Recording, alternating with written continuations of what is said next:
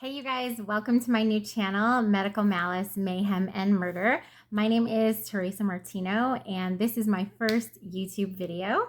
So I apologize if it's a little bit pixelated. I am working on getting a better camera. And I actually did reshoot this because last night I shot it and it was awful lighting. I'm still learning, so forgive me. But this is my first video and I'm so excited. I've been wanting to do YouTube videos for a couple years now. I'm very interested in like true crime and history, and that space is very saturated on YouTube. So I decided to put a little bit of a different twist on it. I've been in the medical field for about 23 years now, and I have always been fascinated with crazy medical things that have happened in history. So I decided to put my own little spin on things and to talk about some of the crazy medical experiments that have happened in our history.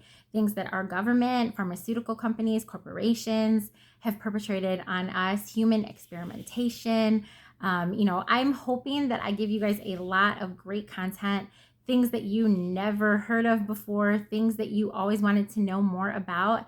Please remember to like, subscribe, comment, turn your notification bells on, because all of that will help me with the YouTube algorithm gods. It is very difficult to start a new YouTube channel and I could use everybody's support. So I'm going to talk to you guys today about the Tuskegee Experiment, which is probably one of the worst things that I've ever heard of in my life. So it's definitely one of the worst things that has ever happened in the United States, that I would have to say. And we've had some crazy stuff happen here, but Tuskegee is one of those things that has just, it's actually been talked about more and more over the past few years because people have started getting a little bit more information about it. But I'm going to give you guys a little bit of a different twist on it and help you kind of understand where the crazy ideas that these doctors in the Tuskegee Institute and with the Public Health Service at the time got these ideas. So basically during slavery, actual scientists, thought that Black people's brains were underdeveloped. They thought that their brains were underdeveloped, that they were simple-minded, but they also thought that their genitals were very overdeveloped. They thought that they were inherently immoral, obsessed with sex, and that Black men in particular were obsessed with white women, which is fucking crazy. And it's actually where a lot of other horrible things in history happened. Things like Emmett Till. And these stereotypes were perpetuated for years and years. And it is awful. So because of the pseudoscience and junk science used during the slavery times, doctors kind of accepted this to be true. They actually looked at African American people as an altogether different species. They just thought that they worked different than us. And these kind of things, they perpetuated through time. Now, another thing that happened after slavery was things like Jim Crow and segregation.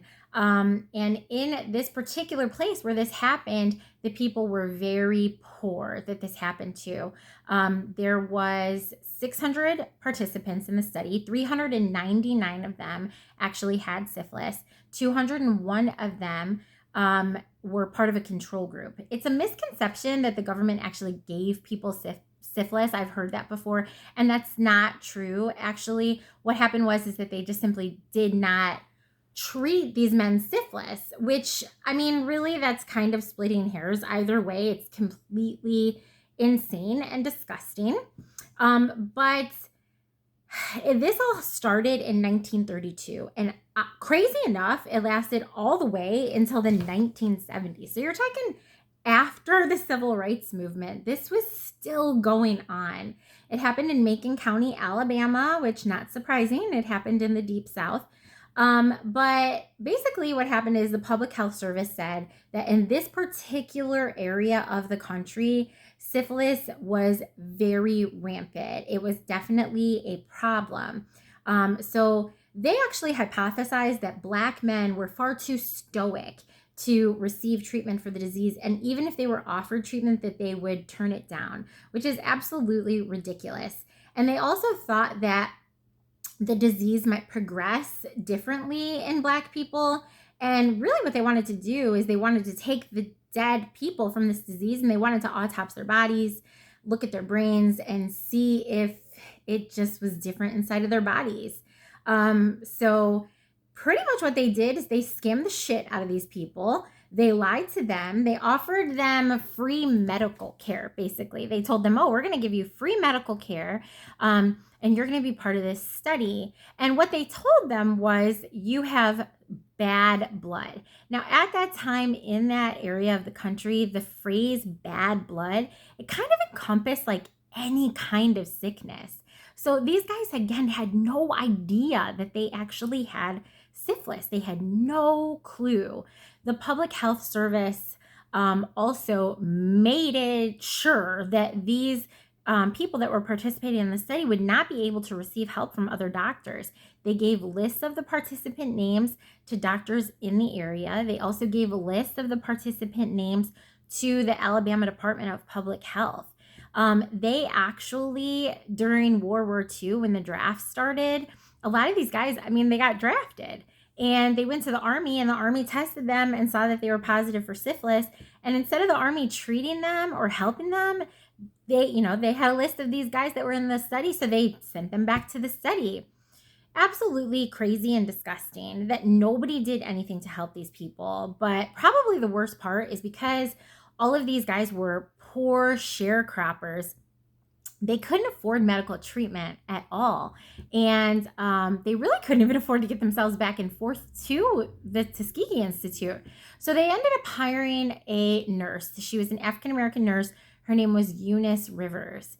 And I'm not going to go too much into her. I'm going to link an article down below. And I want you guys to decide what you think of her, because she's kind of like this notorious figure in history. Like, some people think, like, oh, this woman is an absolute monster. And some people think that she was like a hero. I personally err on the side of monster, because how do you not tell these people that, your people, how do you not tell them that they're participating in this study, which is, awful and is actually hurting them? People think, oh, well, she tried and she, was giving them vitamins, and she was, helping kids read, and she was helping women with, medical care and blah, blah, blah. But the problem is that she didn't tell 399 people that they were being lied to and not treated for a highly contagious disease. So yeah, I don't know. You decide your own opinion on her. So they actually gave the people in the study placebos. So they would give them things like aspirin, which obviously do not treat syphilis, or they would give them low doses of mercury, which mercury was used at the time for syphilis, but it didn't really work that well. In 1947, penicillin was discovered, and it's crazy because penicillin is actually a cure for syphilis. But these doctors, knowing that penicillin existed, they did not give them penicillin. And we even found out that in late stages of syphilis, penicillin was actually a cure for the disease, and they still did not give it to them. So they did not give them the treatment. They just wanted this shit to run rampant in these guys' bodies so that they could autopsy them and figure out what was going on inside. So, it's really crazy when you think about it that that's what they did. They did not treat them even when they had a cure for the disease. They did not treat them. They lied to them. So the problem with this is that in 1964, the Helsinki Declaration happened, and that was after World War II. The Nazis, which we'll talk about in another video, were doing all kinds of crazy ass medical experimentations on the prisoners in the concentration camps. So Helsinki said that human experimentation was not supposed to happen. By then, the CDC was the department in charge, and even after Helsinki, they just let this keep going. And in the mid-1960s, a guy that was actually a VD researcher in San Francisco named Peter Buxton discovered that this was going on. And he was like, hey, he was like a whistleblower. And he was like, hey, this is crazy. Somebody needs to look into this. And he started sounding alarms. And they actually formed a committee to look into it.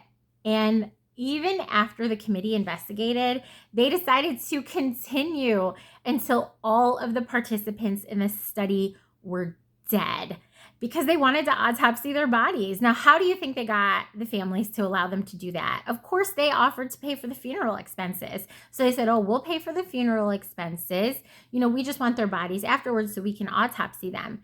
Now, the fucked up part to me is after a couple of people, don't you think these scientists would have seen that there is no difference between what happened to a black man's body and what happened to a white man's body that had syphilis? There was no difference. So, you know, they were just continuing on with these crazy ass theories that didn't make any sense in the first place. And they should have already had the proof at that point that, you know, everything that they hypothesized wasn't even true. So you're looking at it and you're like, this is ridiculous. Well, after, you know, Buxton tells people and they have this committee and then it's still nothing happens, he was like, you know what? So he told one of his friends who was a reporter. So that reporter actually ended up telling another reporter, Jean Keller, who worked for the Associated Press at the time. And she broke this story wide open and people went fucking nuts. They were like, what is happening? What is the government doing? What the? So finally, Congress decided to start investigating what was going on. Senator Ted Kennedy actually led the charge into the investigation and he was not having it. So in 1974, Congress finally settled with these families for $10 million, settled for the families and the surviving victims, which you ask me, that's bullshit. $10 million is not enough for what they did, even in 1974. But that's what they did. And they never issued an apology at that time. They did not apologize. Nobody was ever convicted for these crimes. Doctors were not stripped of their licenses. Nothing happened. Literally nothing happened after they did what they did. There was no apology given to anyone until 1997 when Bill Clinton finally issued a public apology and said the government was wrong for what they did. No shit, Bill. So nothing happened to any of these people that participated in the study. Nothing happened to Eunice Rivers. Nothing happened to none of these doctors. Nothing happened to the CDC. So later on, Stanford and Tennessee University, they did all of these studies and they figured out that directly related to the Tuskegee experiments, Black men's lives actually shortened by a full year. And worse than that, what happened? It left its mark on, you know, the Black community. After they found out about this, I mean, they would travel for miles and miles and miles to go see Black doctors. They didn't want anything to do with white doctors, which who the fuck could blame you? But that's terrible because you're not receiving immediate medical care that you should be getting. And all of those crazy stereotypes from slave times and that the medical community had about Black people, to be honest, they've kind of still, gone on today. Black women are consistently not believed about things like pain. They're seen as drug seekers and, Black people in general are just not treated the same in the medical community as white people, especially Black women. It's just really, really sad and awful. Jean Keller said, too, that we will never know the full extent of what this did to people, all of these guys' wives and girlfriends, because it was so highly contagious. Most of them contracted the disease. Some of them were pregnant and gave them to their babies. We'll never know the full extent of what this did to people, all because these doctors had all these crazy ass, racist, ridiculous ideas in their heads. So the last living survivor of the Tuskegee experiments lived until he was 96 years old. He actually was part of the control group. He did not have syphilis, but he told the Associated Press before he died that he had no idea what he was getting himself into. So I want you guys to comment down below. Tell me what you think about Eunice Rivers. Tell me what you think about the fact that nobody was ever convicted of any of this shit. I want you to tell me if you want me to talk about anything else in any other videos. Don't forget to like, comment, subscribe, hit the notification bell. And you guys tell me what you think about this. Have a good day. Bye.